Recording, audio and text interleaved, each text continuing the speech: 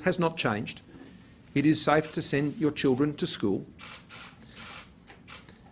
Tomorrow I'll be meeting, and there's been discussions today between the Education Minister Dan Tehan and the Education National Unions, and I'll be meeting with them tomorrow to discuss a set of arrangements that we would like to proceed with that importantly keep schools open,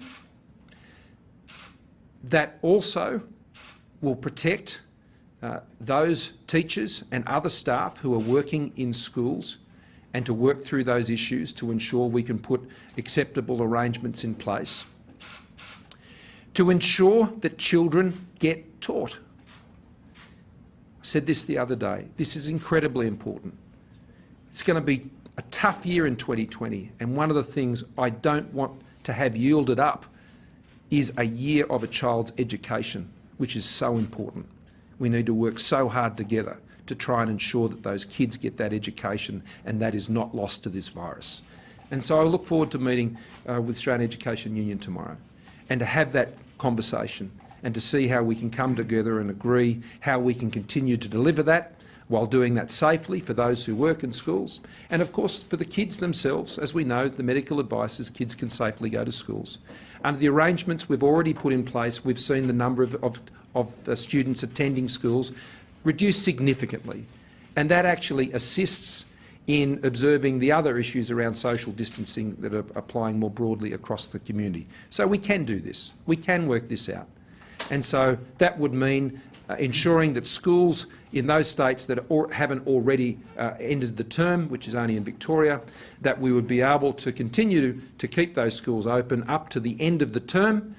But I would anticipate that for several days prior to the end of the term, there will need to be some pupil-free days while the teachers and the school staff work on the projects they've already been pursuing on extending distance learning.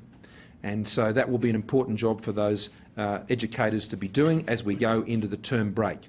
Schools, we agree, across the country would need to reopen on the other side of the term break, because it won't be a holiday, it won't be a school holiday, given the arrangements I've just outlined to you. They will reconvene after the term break, and there will be a mixture of both distance learning and where parents choose to keep their children at home, then there will be the learning that is there for them to undertake, and the parents would be needing to take responsibility for ensuring that their children are engaged in that. For all those workers who need to send their children to school, that's why the school needs to remain open. Now, if you ask me, who's an essential worker? Someone who has a job. Everyone who has a job in this economy is an essential worker. Every single job that is being done in our economy with these severe restrictions that is taking place is essential.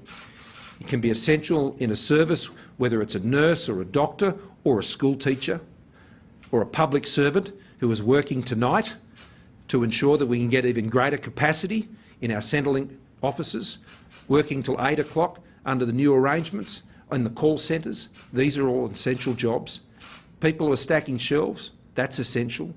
People earning money in their family when another member of their family may have lost their job and can no longer earn, that's an essential job. Jobs are essential, and everyone who has one needs to be able to keep doing their job, and that means they will need to continue to be able to send their children to school for an education at that school.